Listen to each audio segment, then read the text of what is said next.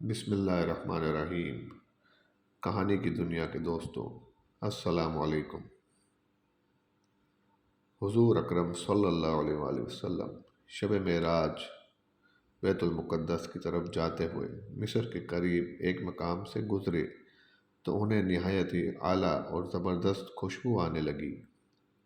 آپ صلی اللہ علیہ وآلہ وسلم نے حضرت جبرائیل علیہ السلام سے پوچھا کہ یہ خوشبو کیسی ہے؟ جواب ملا کہ فرعون کی بیٹی کی باندی مشاطہ اور اس کی اولاد کی قبر سے آ رہی ہے۔ پھر حضرت جبرائیل علیہ السلام نے اس کا قصہ بیان کیا کہ مشاطہ فرعون کی بیٹی کی خادمہ تھی اور وہ خفیہ طور پر اسلام لا چکی تھی۔ ایک دن فرعون کی لڑکی کو کنگھی کرتے ہوئے اس کے ہاتھ سے اتفاقاً کنگھی گر پڑی۔ وہ اٹھانے لگی تو اس کی زبان سے بے ساختہ بسم اللہ نکل گیا۔ اس پر شہزادی نے کہا کہ تو نے آج عجیب کلمہ بولا، رب تو میرا باپ فرعون ہی ہے، تو پھر تم نے یہ کس کا کلمہ پڑھا ہے؟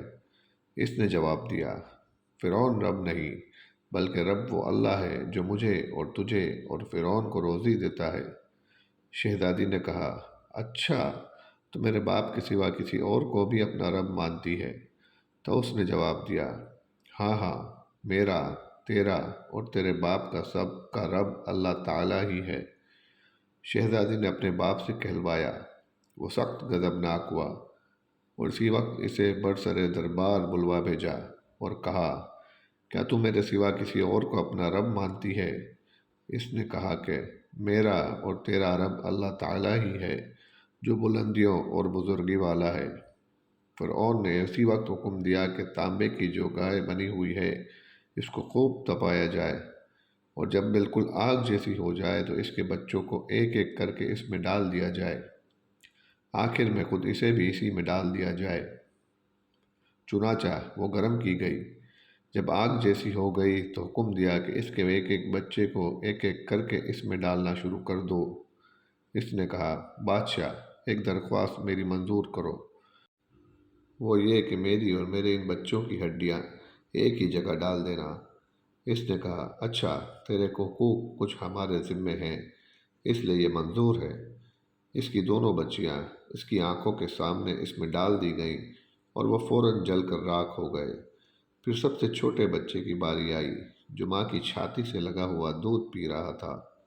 فرعون کے سپاہیوں نے اسے گھسیٹا تو اس نیک بندی کی آنکھوں تلے اندھیرا چھا گیا۔ اللہ تعالیٰ نے اس بچے کو اسی وقت زبان دے دی اور اس نے بآواز بلند کہا، اماں جان افسوس نہ کر، اماں جان ذرا بھی پس و پیش نہ کرو، حق پر جان دینا ہی سب سے بڑی نیکی ہے۔ چنانچہ انہیں صبر آ گیا۔ اس بچے کو بھی آگ میں ڈال دیا گیا اور آخر میں ان کی ماں کو بھی اسی آگ میں جلا کر مار دیا گیا۔ یہ خوشبو کی مہکیں اسی کے جنتی محل سے آ رہی ہیں۔ سبحان اللہ۔ یہ مختصر قصہ اگر آپ کو پسند آیا ہو تو ویڈیو کو لائک کیجیے گا، کمنٹس میں سبحان اللہ کہہ دیجیے گا اور چینل کو سبسکرائب ضرور کیجیے گا۔ پھر ملیں گے کسی اگلی ویڈیو میں، تب تک کے لیے اللہ حافظ۔